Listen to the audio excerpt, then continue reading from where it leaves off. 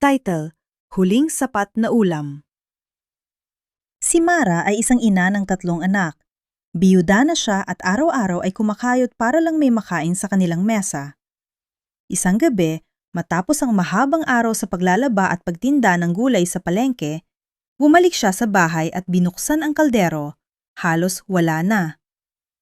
Isang maliit na piraso ng isda at kaunting kanin lamang ang natira. "Nanay, gutom na po kami," sabi ng bunso niyang anak.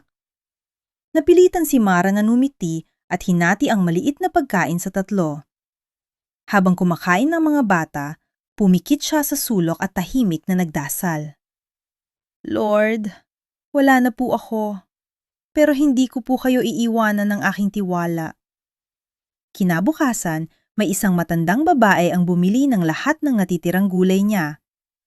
Ang maliit na benta ay naging simula ng pagbabago.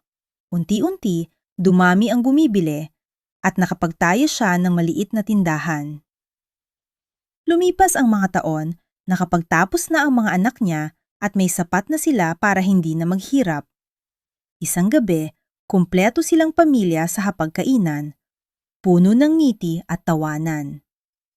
Hawak ni Mara ang kamay ng kanyang mga anak, tumitingala siya sa langit at napaluha. "Lord, salamat po. Noong wala kami, nandyan kayo. Ngayon, sobra na po ang aming biyaya." Aral, kapag kasama mo ang Diyos, kahit ang huling piraso ng ulam ay sapat, at darating ang araw na sobra pa sa iyong pangarap.